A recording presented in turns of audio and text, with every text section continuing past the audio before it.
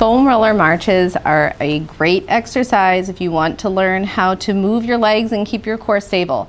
So foam roller marches is kind of a spin-off of the foam roller chest expansion that is in an earlier video, but this has more of a dynamic factor to it, and it's more actually for your core.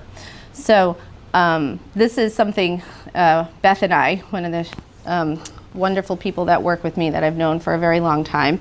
Beth is amazing. She's 65 years old and just phenomenal shape, and she's worked so hard over the years to stabilize her pelvis. And I'm gonna have to post a video. I'll tag, it was an early video I did with Beth on you know, what got her into training years ago. And you know, I've been doing this for what, 15 years now, and I'm not really focused on putting up YouTube videos until now. I've always had a very active studio, and it's taken up all my time. And then graduate school took up all my time. And of course, life takes up all of our time. But now here I am putting this process on YouTube. And I think hopefully people find it helpful. You guys find it helpful. But that video about Beth, because the reason I go back to that, the story is I used to joke, but it's not a joke. She would throw out her back when she would try to deadlift a broomstick. And it sounds funny, right? But it sounds funny, but it's really, I mean, she's such a huge testament to doing the process, because she was so weak in her hamstrings and glutes. And that was when she was 52 years old, my age. I'm gonna be 52 in October. Right? Well, so when she was 52 years old, she had so many back problems, and she would always throw her back out. And the reason she always threw her back out is because her hamstrings and glutes and her core, they were not stable. They were not helping her at all. She was always a small frame, a petite frame, but she will even tell you she was skinny fat, right? And didn't have the structure. She never lifted more than a 10-pound dumbbell.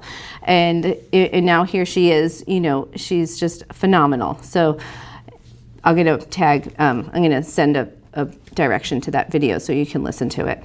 But the foam roller marches, okay, when we come down, the objective with this exercise, okay, is one, to also feel, okay, this connection of our rib cage down to our pelvis, okay, to feel our spine connected to the foam roller, not pressed down, right? We don't want to try super hard at a, 9 out of 10. We just want to have a noticing feeling that like, oh, okay, in order to get my spine to connect to the foam roller, my pelvis actually has to change and my rib cage has to change position.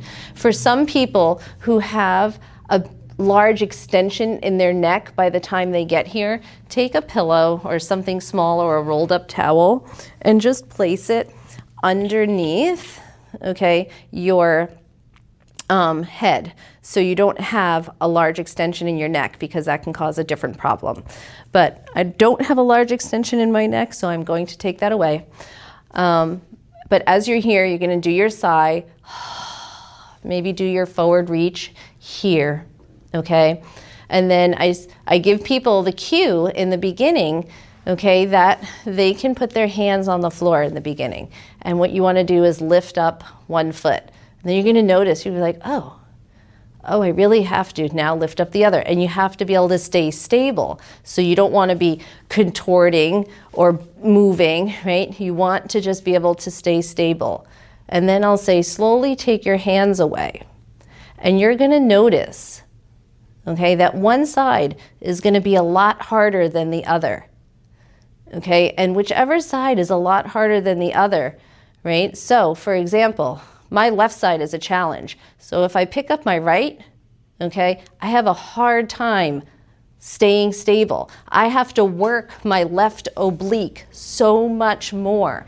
I have to work the left side of me while my right leg is down so I feel stable. I can pick my right leg up, okay, and I feel okay because I can ground into that right side of my body so much better than the left side of my body. Okay, and you want to be able to do this, all of it, while you want to be able to do this, march up and down, right and left, okay, be able to breathe without losing your stack in your rib cage. A lot of times people will lose their stack when they take their breath. And there's going to be some videos right? The all four belly lift is a great video to kind of understand that when you breathe, we don't want to be belly breathers. And if you are a belly breather, a big expansive belly breather, right?